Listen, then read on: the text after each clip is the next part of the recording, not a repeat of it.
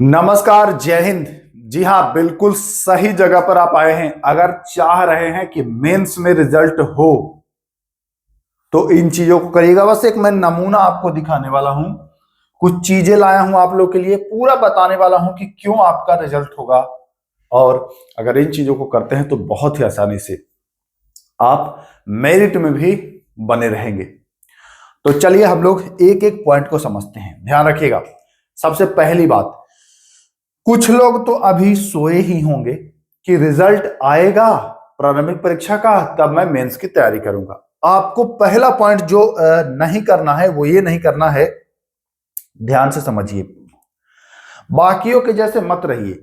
जब रिजल्ट आए, मतलब 15 फरवरी के बाद जब भी रिजल्ट आए, तो आप 15 दिन अब बर्बाद मत करिए। आप इन 15 जो दिन बचा है, और पिछले महीने में जो आपने 12 दिन या 10 दिन जो भी आपका था, मतलब 25 दिन में आपको क्या चाहिए था कि कोई एक सब्जेक्ट आप अपना कंप्लीट कर लें। कोई एक विषय जो है वो आपका पूरा कंप्लीट हो जाए। जैसे किसी को साइंस में दिक्कत है तो वो 25 दिन में अपना पूरा साइंस मजबूत कर ले। अब क्या होगा आपको कि भैया जैसे ही आपका रिजल्ट आया, आप उन लोगों से पूरा एक सब्जेक्ट आगे हैं। बस आपको पॉलिटी, हिस्ट्री, ज्योग्राफी, थोड़े मैथ पढ़ लेने हैं, एक दो करंट अफेयर। साइंस का आपका एक महीने का समय आपका एक्स्ट्रा आपको मिलेगा, समझ गए? उन लोगों से जो रिजल्ट आने के बाद तैयारी करेंगे। तो अभी भी ज्यादा वक्त नहीं गया है। अभी भी आपको क्या करना है कि आज से ही आपको लग जाना है। अगर आपका सम्मानित स्कोर है, ठीक ठाक स्कोर है, तो आपको जो है वो मेंस की तैयारी में जुट जाना है। ये बात, एक सब्जेक्ट आप कंप्लीट करिए, टारगेट रखिए कि हमारा एक सब्जेक्ट रिजल्ट आने के पहले कंप्लीट रहे, ताकि रिजल्ट आए बाद में हम फिर दूसरे सब्जेक्ट पर शिफ्ट हो जाए। ये पहली बात है। दूसरी बात जो मैं बता रहा हूं कि देखिए, बिहार दरोगा में आपने देख लिया कि कोई भी आखिरी समय में क्या होता है कि बहुत सारे यूट्यूब पर लोग और नामी गिरामी लोग कोई जड़ी बूटी, कोई कुछ देते हैं। 3 दिन, कोई 4 दिन, कोई मैराथन, कोई महामैराथन, कोई महायज्ञ, कोई फलना ढिमका, सब चलाते हैं। ठीक है, इनसे आप सतर्क रहिए, क्योंकि आपने देख लिया कि ये 3 दिन पढ़ के तो रिजल्ट नहीं होने वाला है। इसके लिए आपको मैं फिर कह रहा हूं कि एनसीईआरटी साइंस कम से कम अवश्य पढ़ें। अगर नहीं पढ़ेंगे, ऐसे ऐसे प्रश्न आता है एग्जाम में कि कर नहीं पाओगे। अच्छे अच्छे धुरंधर चित्त हो जाते हैं। आड़े रहेंगे अगर कि मैं तो नहीं पढ़ूंगा, मैं इसी से कर लूंगा, इसी से कर लूंगा, भैया घमंड किसी का नहीं, जिद हर जगह सही नहीं होता है। तो यहां पर आपको झुकना होगा एनसीईआरटी की तरफ। ठीक, अब आप कहेंगे कि एनसीईआरटी इतना जटिल है, समझ में नहीं आता है। बात तो सही है, लेकिन जैसे मैंने प्रारंभिक परीक्षा में आप लोगों के लिए जो रामबाण दिया था, मेंस परीक्षा के लिए भी मैं आपको वही रामबाण उपलब्ध करा रहा हूं, उसमें और अपग्रेड करके। अपग्रेड क्यों करना पड़ा? क्योंकि प्रारंभिक परीक्षा में देखा आपने कैसे क्वेश्चंस आए। एनसीईआरटी से जो पढ़ा था वो तो कंफर्टेबल फील किया, जो नहीं पढ़ा था वो तो चित्त हो गया। मैंने एनसीईआरटी कराया था प्रारंभिक में भी, लेकिन अपग्रेड इसलिए किया क्योंकि कथन निष्कर्ष तरीके से मैं क्वेश्चन दिया। आपको यहां पर मैं दिखाऊं, ये जो क्वेश्चंस मैं तैयार किया हूं, अब मैं आपको दिखाऊंगा। ये प्योर एनसीईआरटी पुस्तक का निचोड़ है, प्योर। एक भी क्वेश्चन अगर कोई काट देगा हमारा कि एनसीईआरटी से नहीं इसको उठाते हैं आप, फर्जी है ये, एनसीईआरटी के नाम पर ठग रहे हैं, तो जो कहिए वो। एक तो कुल मिलाकर के मैं ये नहीं कह रहा हूं कि हम ही से पढ़िए, ऐसा कोई जरूरी नहीं है। आपको जहां लगे वहीं पढ़िए, बाकी एनसीईआरटी पढ़िए। ये है, यहां पर हमारा कोई मकसद नहीं है कि आप हम ही से पढ़िए तो होगा रिजल्ट, ऐसा कुछ नहीं है भैया। मैं सबके जैसा नहीं कहता हूं कि यहीं से होगा, यहीं से होगा, ऐसा कुछ नहीं है। कोई मैं लिखवा पढ़वा के नहीं लाया हूं बीपीएसएससी से कि हमसे जो पढ़ेगा उसी का, ऐसा कुछ नहीं है। जो भी पढ़ेगा, हाँ, हमसे मत पढ़ो, लेकिन इनको जरूर पढ़ो। अब ये आपको जहां कराया जाए, अगर आपको लग रहा है तो जहां ये पढ़ाया जा रहा है वहां पढ़ो। अब मैं तो ये चीजें आपको उपलब्ध करा ही रहा हूं, साथ ही साथ आपको पीडीएफ भी दे रहा हूं, वो मैं अलग से बता ही दिया हूं। तो 2 पॉइंट आपको मैं बता दिया। पहला पॉइंट कि अभी आपका टारगेट होना चाहिए कि एक विषय आपका कंप्लीट हो। दूसरा टारगेट कि आप एनसीईआरटी साइंस तो कम से कम अवश्य पढ़ो। 2 पॉइंट हो गया। तीसरा जो पॉइंट है वो नोट करिए। देखिए भाई, इसमें जो होता है वह करंट अफेयर का योगदान होता है।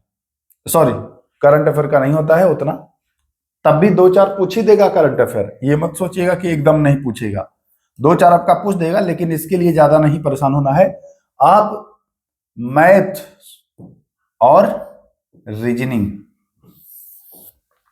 यहां से आपको लगभग 22 से 25 प्रश्न यहां से आपको देखने को मिलने वाला है ये से। तो अब आपको लग रहा होगा कि ये तो कर लेंगे मैथ, कर नहीं लोगे, एग्जाम में टाइम कम पड़ जाएगा। देख लीजिए, प्रारंभिक परीक्षा में खाली 10 ही 8 मैथ था, जिसमें तो आपको टाइम कम पड़ गया था। यहां तो 25 मैथ रीजनिंग होने वाला है, तो टाइम कम पड़ जाएगा। इसलिए करना क्या है कि अभी से कम 1 से 2 घंटा, कम से कम 1 से 2 घंटा, 1 घंटा या 2 घंटा आप जो है वो मैथ और रीजनिंग के लिए निकालिए, अभी से निकालिए। कुछ गिने चुने ही टॉपिक्स हैं जो आपको अधिक उस पर फोकस करना है। मैं इसमें बताना चाहूंगा कि देखिए, एक जो होता है CISI, मतलब साधारण ब्याज, चक्रवृद्धि ब्याज, सिंपल इंटरेस्ट और कंपाउंड, यहां से प्रश्न आपको आना ही आना है, तय है, तो ये पढ़ लीजिएगा। प्रॉफिट लॉस, लाभ हानि भी आपसे पूछता है, तो यहां से भी प्रश्न आएगा। प्रतिशत, परसेंटेज से भी प्रश्न आपको पूछेगा ही, पूछता है, ठीक है। एक और मैं देखा हूं कि ये अभाज्य संख्या बहुत पूछता है, अभाज्य संख्या पूछेगा। उसके अलावा नंबर सीरीज, जी हां, नंबर सीरीज आपसे पूछता है। तो कुछ ऐसे गिने चुने टॉपिक हैं जिनको आप अभी से ही पढ़िए।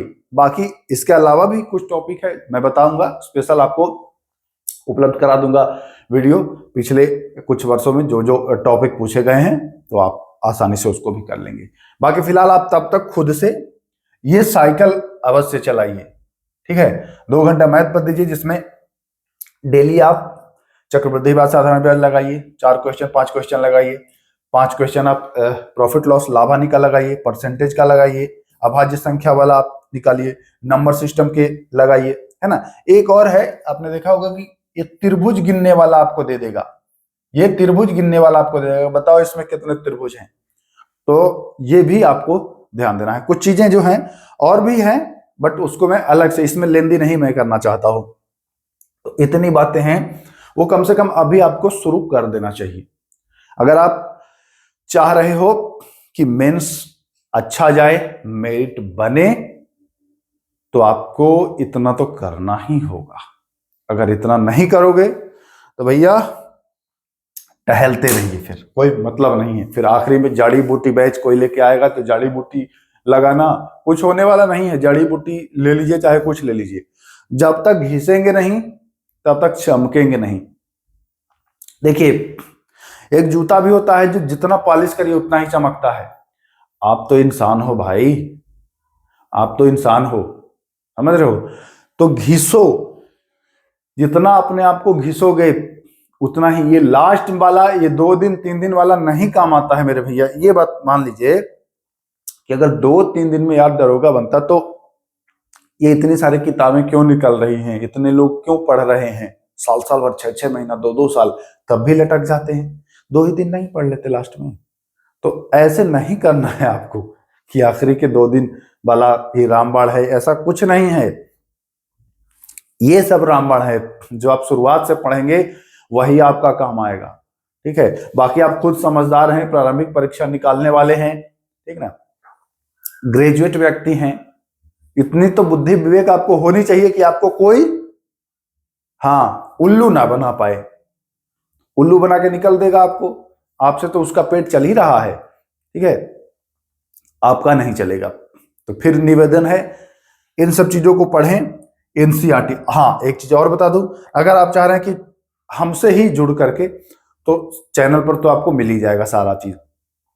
रही बात पीडीएफ की, कि पीडीएफ कैसे मिलेगा आपका, तो पीडीएफ भैया डिस्क्रिप्शन इस वीडियो का चेक करिएगा, वहां लिंक मिलेगा टेलीग्राम का।